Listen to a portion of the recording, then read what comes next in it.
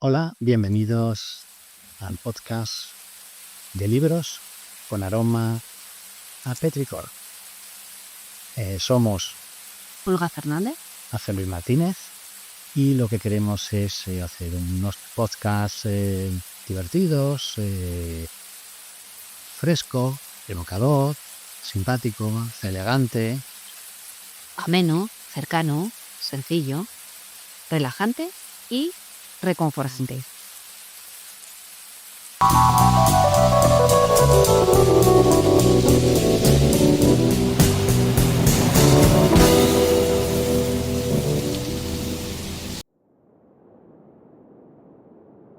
Buenos días, Olga. ¿Qué tal? Hola Ángel, ¿qué tal? Pues aquí estamos en la colina de Los Pinos, en la parte de arriba de lo que antes era los campos del hipódromo, que ahora siguió y empezó siendo la residencia de estudiantes 1920 y algo. Desde este jardín, pues creo que nos va a venir fenomenal para leer, para comentar esta novela. Desde aquí nos va a inspirar García Lorca. Nos va a inspirar García Lorca, Buñuel, Dalí y tantos otros que pasaron por aquí Muy bien. y que la verdad es que fue un foco de nuevas ideas. Que Muy la verdad es que bien, nos gusta mucho este sitio, ¿verdad? muy bien, sí, es un sitio muy acogedor. Pues la novela que tenemos hoy es Duma Kate de Stephen King.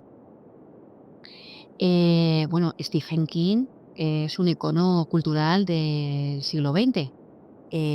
Conocemos montones de novelas escritas por él y posteriormente incluso llevadas al cine. Duma Kate no es tan conocida. Sí es verdad que se compraron los derechos para intentar hacer una película, pero nunca se llegó a hacer. Pero bueno, como todas las demás novelas, se ha dicho mucho de ellas, pues hemos escogido una nueva, algo que podamos hablar realmente desde cero, tú y yo. Y Duma Kate lo que tiene, vamos a hacer un pequeño resumen, es el protagonista, es una persona que en Estados Unidos es una persona brillante porque tiene un gran negocio de construcción, pero sufre un accidente. Y en ese accidente, pues, pierde la movilidad de un brazo, también tiene problemas de una pierna y sobre todo pierde, con un golpe fuerte en la cabeza, la capacidad para comunicarse, lo que es el tema del lenguaje, no consigue encontrar las palabras necesarias para poder expresarse realmente. Una cosa lleva a la otra, se separa de la mujer y decide irse a una zona del sur, no sé qué es, Florida. Florida, y alquilar una casa, pues para su rehabilitación. Y él entonces solitariamente, pues poco a poco va a intentar hacer ejercicios para conseguir la movilidad y demás. Eh, Esa casa está en mitad de una playa, es una casa muy bonita, está muy cerca del mar y tiene unos vecinos con los que poco a poco va a intentar ir congeniando. Pero de pronto ve la necesidad de, como no puede expresarse realmente con palabras, expresarse a través de la pintura y comienza a pintar y hace unos cuadros pues donde se expresa perfectamente. Incluso cualquier persona que lo ve, ve mucho más allá de lo que es la propia pintura.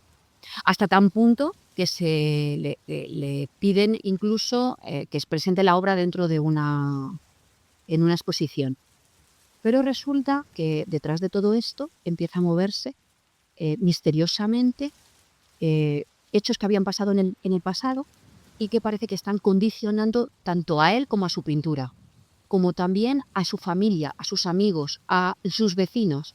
Y toda esa trama es lo que en principio nos capta de la novela para ver qué es lo que va a pasar, por qué pasan cosas sobrenaturales, por qué pasan cosas paranormales que no entendemos. Y cuando llegamos a entenderlo, a ver cómo se para todo esto, para volver un poco a la normalidad y entender realmente todo el suceso de esa estancia en la casa de Rosa, ¿no? En ¿cómo la llaman la casa? Big Big. Big Pink, ¿no? La llama Sí, Gran Rosa.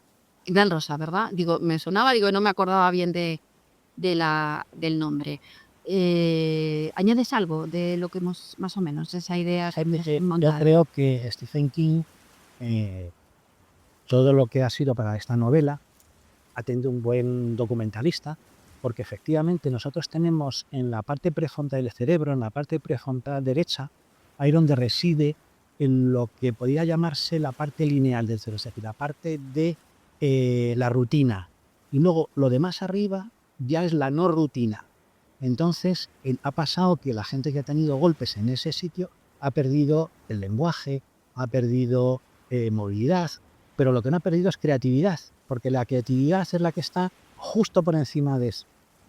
Si te acuerdas cuando fuimos a Thyssen, que hablamos de lo lineal y lo no lineal en el caos, la parte del cerebro prefrontal, esa es la parte lineal, la parte que sabemos, pues es la parte que nos reprime llamarle imbécil a un tío cuando, bueno, pues no voy a llamar imbécil, decirle que un poco, esa, cuando se pierde esa parte, entonces todo lo que es tu personalidad oscura, vamos a llamarle, sale al aire. Y se apoya en eso. O sea, decir, ahí la verdad es que Stephen ha tenido muy buen documentalista, porque precisamente todo se basa en que hay una pérdida que la ciencia se identifica, y qué es lo que le pasa a una persona cuando sale de esa zona donde la represión ya no funciona. Y bueno, pues lo que pasa es que ahí es verdad, entra el universo King, y el universo King es un universo de fantasmas, de centros de ampliación de las sensibilidades, es decir, Big Pink es un sitio como por ejemplo el Hotel Overlook de Resplandor, que amplifica completamente las sensaciones de los que creo que hasta salen las gemelas. Sí, sí, ahí yo creo que hay mucho guiño, de verdad, a otras de las obras que él tiene. Yo a Stephen King le busqué, pues un poco para también situarlo, y cositas así, digamos, un poco puntuales que podemos comentar. Es un autor, lo que comenté al principio, un icono cultural del siglo XX. Es el autor pues, que ha tratado, ha tenido más bestseller y a su vez han llevado más a películas o a cualquier otro medio de difusión, de manera que se ha hecho muy, muy popular, en las personas más populares. Luego es muy prolífero. Tenía, me parece recordar que 65 novelas, 11 colecciones de relatos, lo tengo aquí, 7 libros de no ficción y además se atrevió con un guión cinematográfico para, para llevar a cabo. Era tan prolífero que escribía más de una novela al año. Y entonces su editor no le gustaba esa situación. Pero digamos como que tenía tanto dentro que lo que intentaba sacar y decidió, bueno, pues si no me lo publica, lo que hago es crearme un seudónimo. Y con el de seudónimo de Richard Bachman hacía varias novelas al año. Y eso estuvo durante mucho tiempo. Hay novelas como Rabia, La larga marcha, que van a ser ahora la película, o está ahora a punto de salir la película de La larga marcha, me parece, luego lo comentamos. Desesperación, es decir, bastantes novelas. Y fue un empleado de una biblioteca el que localizó el engaño y lo comentó, le dio difusión. Y Stephen King lo admitió, que era verdad, que como tenía, digamos, como mucho que contar, pues lo hacía con su nombre y lo hacía con sus seudónimos. Es un tipo muy peculiar, o sea, es un tipo que nace en la costa este, en Maine. Su padre era un marino mercante y cuando tenía 2 años abandonó a la familia y se quedó la madre con otro hijo que tenía y él solo. La madre pues pasó épocas de precariedad económica, trabajaba como cuidadora en una residencia de enfermos mentales. Todo para tener un poco de conexión. Cuenta en una entrevista que una de las cosas que le pasa en la infancia es que presencia la trágica muerte de un amigo está en las vías del tren y es arrollado por él. Hasta tal punto que le provoca a él un estado de amnesia, le da un shock y se queda en estado de amnesia y pérdida del habla temporal. Pues sí, sí hay, efectivamente, Hay muchas Cor- cositas. He encontrado, digo, porque muchas veces tiene el libro y luego lo que te está pasando, lo que te ha pasado, digamos, a lo largo de tu vida. Eh, otro punto, digamos, ¿no? Pierde el habla, pero bueno, luego se recupera realmente. Otro hito importante que comenta es que encuentra una colección de los relatos de Lovecraft, que eran propiedad de su padre, y comenta que su lectura fue todo un hallazgo. Y se empapa realmente de toda esta situación. Empieza desde muy jovencito, cuando es adolescente, a empezar con relatos fantásticos que llega a publicar en el periódico del instituto. Y en el 70 se gradúa en literatura y lengua inglesa. Es para costearse sus estudios, porque lo que comentamos, pasaron épocas con problemas económicas, pues trabajó en montones de sitios, desde una lavandería, conserje, y siendo becario, conoció a su mujer, becario de la biblioteca de la universidad. Conoció a la que luego sería su mujer. Y bueno, pues su primer trabajo se dedicó a impartir clases en un instituto y empezó a escribir. Y la primera novela que empezó es Carrie. Pero bueno, era como muy autoexigente. La escribía, la rompía, la escribía, la rompía y hasta una vez la tiró a la basura, a la papelera, vamos.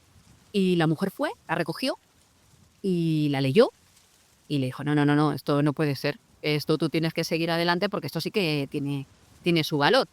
Y en el 1973 publican Carrie. Lo coge una editorial y luego 3 años más tarde la lleva al cine Brian De Palma. ¿Tú recuerdas Carrie? Sí, la he visto 3 veces. 3 veces. Sí. Yo no, por eso digo, ya comentarlo, digo, porque seguro que Ángel lo sabe. Pues ahí empieza su brillante carrera, y lo que decimos, que no para de escribir. El misterio de Salem's Lot, ese es del 75. Bueno, la famosísima El Resplandor, 1977, que la lleva Stanley Kubrick. Tanto. Apocalipsis, 1978. Zona Muerta. Bueno, y si vemos la temática, de hecho, digamos que tiene una creatividad o una imaginación desbordante. Hoy en día, mira, las películas del 2025 que he encontrado, pues resulta que está La Larga Marcha. La Larga Marcha es una peli que o está en cartel o va a estar en breve. La Larga Marcha. Y bueno, pues trata la vida o sea, la historia de unos jóvenes que deciden empezar a caminar como una competición y ganará el primero el que se quede solo, hasta que quede uno solo, que le llaman también Camina y Muerte. O sea, hoy en día hay películas en cartel que tratan sobre historias que él ha escrito anteriormente. El mono también es de este año. Una historia de terror sobre un mono de juguete, poseído por una fuerza maligna. Ahí lo vamos a dejar, porque le tenemos. Y La vida de Chuck, que también es otra peli, que cuenta la historia de un señor de forma inversa. Empieza con 39 años, va cada vez hasta que es pequeño. Me refiero que es una persona como muy brillante, ¿no? Que tiene mucha creatividad, muchas ideas y que esas ideas sirven. Por eso llama tanto la atención a tanta gente y además incluso sirve para inspirar a otra gente que lo lleva al cine. Aquí hay cositas parecidas, ¿verdad? Lo del maligno que está incluido en algo, ¿verdad, Ángel? Sí, sí. Pues lo bueno de esta novela de King es que no aparecen asesinatos hechos por alguno de los protagonistas. Es decir, normalmente en el universo King ocurre algún tipo de asesinato donde o el protagonista tiene que investigar, o el protagonista es el que lo realiza, o hay entes malignos que matan, en fin. Pero esta realmente lo que trata es el universo King y cómo alguien es capaz de reconstruir su yo desde una especie de thriller psicológico, bueno, no thriller, de un universo King psicológico.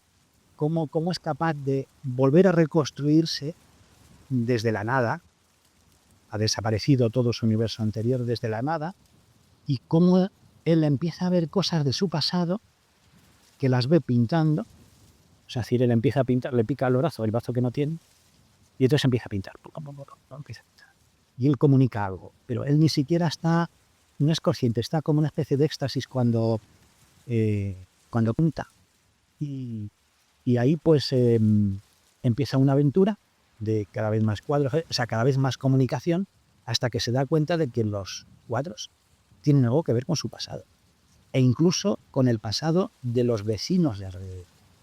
Porque aparece un ente que se llama curioso, Perséfone, claro, como no va a ser Del inframundo. el del inframundo. O sea, nuestra Perséfone parece también ahí alguien de la mitología, siempre tiene que ser alguien de la mitología.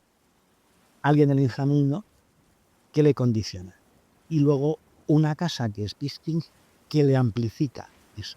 Entonces ahí se crea todo un mundo, todo un universo donde King te va llevando en las distintas etapas de la reconstrucción del yo de ese hombre. Más o menos es lo que soy. Es brillante en algunas cosas, en las descripciones. Sí, y escribe muy bien porque te dejan como en tensión. Mantiene la tensión narrativa de a ver qué es lo que va a pasar, ¿verdad? Lo siguiente. Siempre tiene un punto. El primer punto es cuando el hombre tiene el accidente, que claro, cambia todo su mundo y lo estás viendo desde él dentro, desde cómo se siente él, el personaje, que intenta decir una palabra y le sale otra. Que intenta controlarse y no se puede controlar y pierde el control sobre la gente, de manera que le da miedo a la mujer, a la enfermera y a todo el mundo de alrededor, por lo que has comentado, como lo has comentado anteriormente. No, fíjate, el pasaje ese que él está en la camilla y lo único que le sale es insultar a su mujer cuando él interiormente no quiere hacerlo. O sea, pero claro, es que ese filtro que tenemos normalmente en la vida diaria, que a lo mejor ese filtro es el que nos sirve para ser civilizados. Y así Sí, que también entra en ese asunto de, ¿este filtro es bueno para la civilización? Pues sí, a veces la represión de nuestras emociones es bueno para la civilización. pues sí. El dejar las emociones así que salgan, pues claro, evidentemente en ese periodo, pues claro, él pierde a su mujer, pierde a sus hijos, Sí, no puede trabajar, no. claro, y lo único que tiene a un psiquiatra y una muñeca. Sí, bueno, lo de las muñecas, al niño yo siempre, ¿verdad? Porque siempre está lo que hemos comentado antes del mono, una muñeca, que las muñecas les gusta mucho a la gente que tenga, ¿no? Una vida rara. Propia. Y una vida propia rara. Sí, sí, eso está muy bien. Yo también, yo cuando veía la muñeca me parecía siniestra. Cada vez que salía la muñeca, o la dejaba en algún sitio, o decía cómo era físicamente, o pensaba, esta muñeca se va a mover, o va a hacer algo. Otro Chucky, ¿no? Sí, totalmente, eso me ha agobiado. Luego no tanto, luego ya no, ves que no tanto, pero bueno, no vamos a desvelar el... Sí, no, bueno, no todo. ¿Sabes que Stephen King tuvo un accidente también en el 99? Sí, sí, sí. Lo sabes, ¿no? Que caminaba hacia su casa y le atropella una furgoneta. Le golpea el vehículo y acaba en una fosa. Y eso le hace que le tienen que rescatar. Y está hospitalizado entre la vida y la muerte bastante tiempo. Pero luego consigue recuperarse. Lo digo por lo mismo, Sí. que él también se sentiría como este personaje que tenemos dicho en el hospital, me refiero, todo lo que estamos comentando, que él también pasa, digamos. No exactamente igual, pero puede entender más a una persona en ese trauma. Sí, es verdad que casi siempre alguien que se pone a escribir hay parte de autobiografía dentro. A lo mejor no toda, pero sí hay parte que si tú bajas un poco hacia su biografía, seguro que como has hecho, encuentras conexiones Claro, con entre unos y otros. unos y otros. Es curioso lo de la pintura. La pintura al principio, que no la vi más allá que una forma de expresión. De hecho, él decía que había dibujado antes, pero como que nunca se le había ocurrido y nunca sabía que pintaba tan bien o podía comunicar ideas tan fácilmente a través de la pintura. Y lo que tú comentas, em,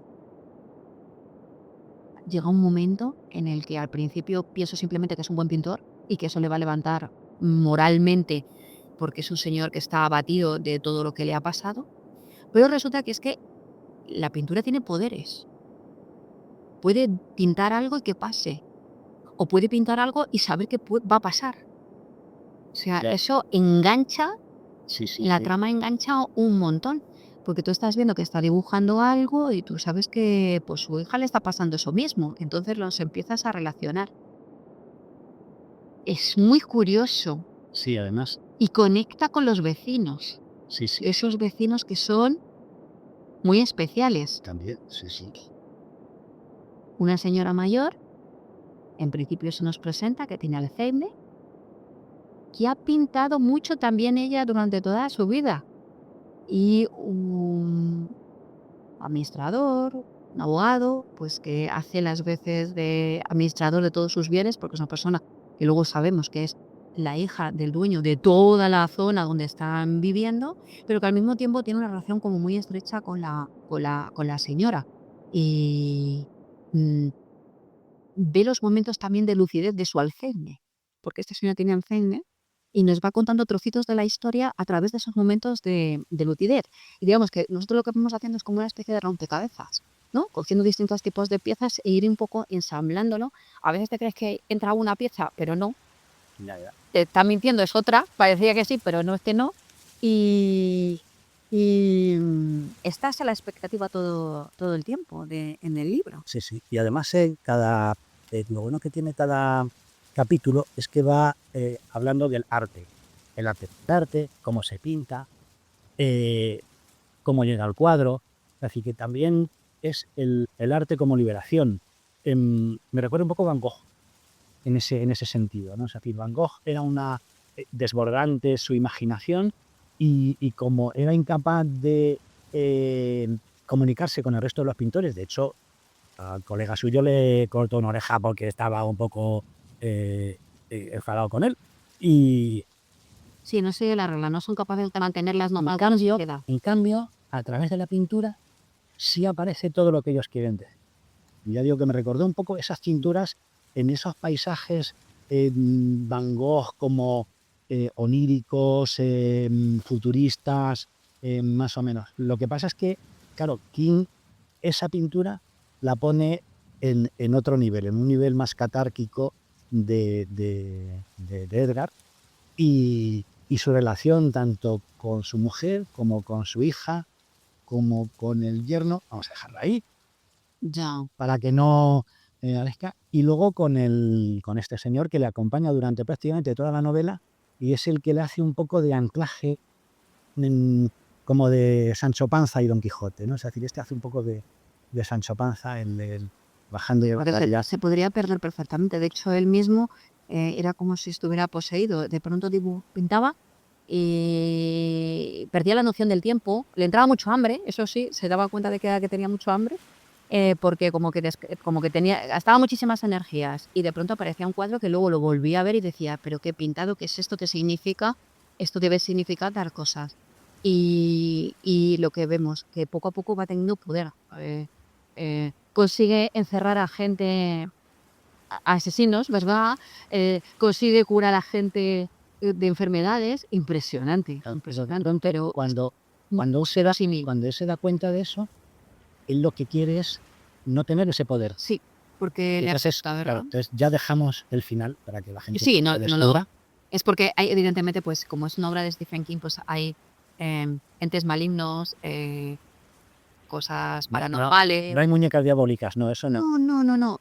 ¿Ves? Esa era una pieza que creíamos que iba a encajar y no iba a No, encajar. ahí Va a ir por otro lado, va a ir más por Perséfone, inframundo, el mar y todas esas cosas. las conchas que rugen debajo del... Me las podía imaginar. Está muy bien, escribe muy bien. Y hay momentos pues que no puedes dejar el capítulo. Yo recuerdo cuando, que es la exposición de pintura y va la señora mayor a verlo.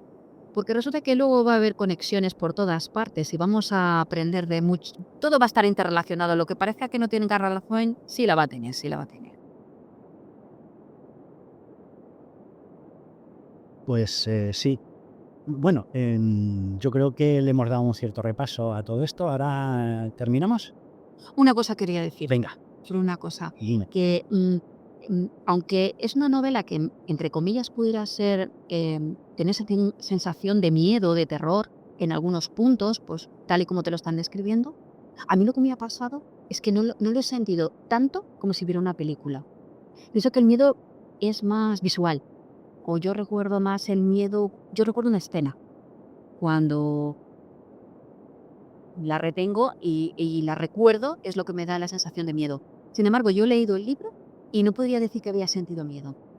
Ha habido libros que me hacen llorar, hay libros que me hacen reír. Me refiero, la conexión con la lectura con el autor me transmite emociones enteras o me puede sentir ternura. Pero fíjate, la del miedo, yo Esta no. no la experimento, no, para nada. Y pasan cosas. Sí. O sea, debería de haberlo sentido, pero no. Yo sí sentí una cierta angustia con el momento del bote que se cae y... Sí, Pero angustia, no de angustia, un poco de un poco de angustia, sí. Sí, pero vamos, en general no, es verdad que me llama la no, atención. no es de miedo. O sea, que si alguien piensa que es de miedo, es, pues eso, la reconstrucción de un Este yo. y casi ninguno, ¿eh? Me refiero que leo un asesinato y no es lo mismo que si veo un asesinato. Me refiero, yo tengo la sensación. Tú eres más visual que... Totalmente, Vale. totalmente. El Resplandor sí que lo recuerdo, pero por el... Ah, Ay, por Nicholson dándole con Nicholson, no tanto no tanto por la redacción.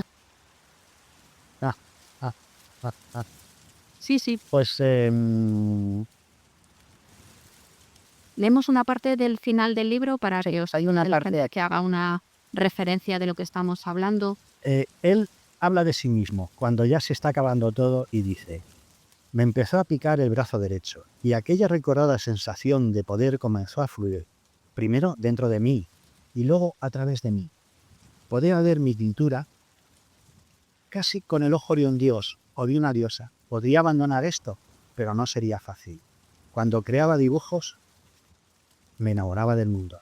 Cuando creaba dibujos, me sentía entero. No abandones hasta completar el cuadro. No puedo decirte si esa es la regla cardinal del arte o no. No soy profesor, pero creo que esas 6 palabras resumen todo lo que he intentado explicarte. El talento es algo maravilloso, pero no le gustan los rajaos. Y si la obra es sincera, si procede de un lugar mágico donde el pensamiento, la memoria y las emociones se funden, siempre llegará un momento en el que querrás abandonar, en que pensarás que si sueltas el lápiz tu ojo se opacará, tu memoria decaerá y el dolor terminará. Sé todo eso a partir de la última imagen que dibujé aquel día, la de la reunión en la playa. Era apenas un boceto, pero creo que cuando estás trazando un mapa del infierno, un boceto es todo lo que necesitas. Bueno, yo creo que este resumen es el yo de Stephen King Sí, puesto en sí. energía. Recomendamos la novela Sí, sí. para pasar un rato emocionante. Y no importa que tenga 800 páginas, se lee rapidísimo. Se lee rápido, se lee muy rápido. Bueno, pues muy bien. Venga, pues hasta la próxima entonces. Ha sido muy agradable estar aquí al lado de grandes autores. Bueno, una cosa se nos olvida. El libro comenta que Dalí estuvo también en Bitkin. Anda, ¿Lo recuerdas? es verdad. Y Mira, ya tenemos una conexión. y al que alguna de las obras que aparecía, que es verdad, ha estado realizando, las hizo justamente ahí en Florida. Es verdad, es Después verdad. también. Y además en los primeros le decían que él era un Dalí menor. Sí, Es verdad. Mira, Mira. pues hemos estado donde teníamos que estar. teníamos que estar donde estudió Dalí. Venga, hasta la próxima, hasta luego.